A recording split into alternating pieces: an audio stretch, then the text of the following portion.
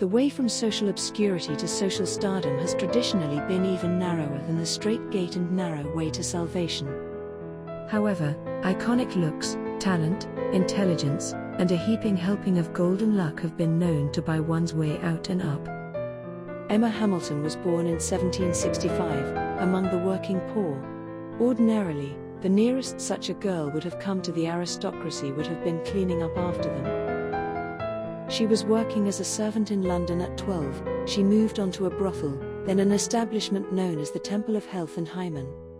Her first protector was one Sir Harry Featherstone-Baugh. Supposedly she helped entertain his companions by dancing naked on his table. She attracted the notice of the Honourable Charles Greville, nephew of Sir William Hamilton. Charmed, Greville commissioned George Romney to paint portraits of her and make the public aware of the iconic face. Romney became quite obsessed with her, and produced numerous portraits that convey both the heat of his interest and his subject's charisma. At 19 she was also painted by Sir Joshua Reynolds in a characteristic pose, a mischievous, meditative look over her shoulder, right hand delicately fingering her cheek. Greville decided to marry an heiress and passed Emma on to his uncle, Sir William Hamilton, the British ambassador to Naples.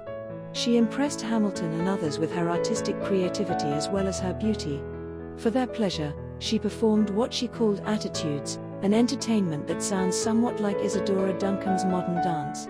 From her portraits, Emma was very aware of how to use her physical appeal and had a dancer's grace of posture. Those performances must have been compelling.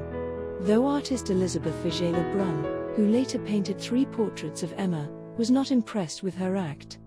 Goethe, like many others, was entranced and said, "The performance is like nothing you have ever seen before." With a few scarves and shawls she expressed a variety of wonderful transformations. One pose after another without a break. An even more wonderful transformation was in the works. When Hamilton and the talented Emma married in 1791, she became Lady Hamilton. She and Hamilton were hotly enthusiastic about England's naval hero, Admiral Horatio Nelson, who had prevented Napoleon's troops from invading Naples and then trounced the French at Ibuka in the Battle of the Nile. When Nelson arrived at Naples in 1797, he and Hamilton and Lady Hamilton became such good friends that they rented a villa to share. Between Nelson, who was a married man, and Emma, the friendship intensified. In the spring of 1800, she conceived Nelson's child. Nelson's humiliated wife demanded that he give up his paramour. He responded by leaving his spouse for good, paying her off with half of his considerable income. Though unable to marry, Nelson and Emma were fully committed to one another by this point. The lovers named their daughter Horatia, so that no one would doubt her parentage, and continued to live in Hamilton's house and in delectable sin. The British public lapped up every detail of their scandalous liaison like sweet cream. Their happiness was interrupted by Nelson's destiny. In September of 1803, England's shaky truce with Napoleon's France was broken, and Nelson was back at sea. He got to return to Emma in August 1805 for a brief vacation before he was called back to duty to win the Battle of Trafalgar, in which he was fatally wounded.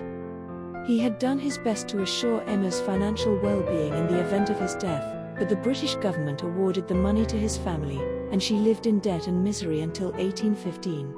At 50, she was dead. Her meteoric rise is not forgotten. Alexander Korda's remarkable film That Hamilton Woman refreshed the legend in 1941. The iconic beauty of that decade, Vivien Leigh, already famous as Scarlett O'Hara, portrayed Emma. 2006 saw the publication of a well-researched, entertaining biography, England's Mistress, The Infamous Life of Emma Hamilton, by Kate Williams.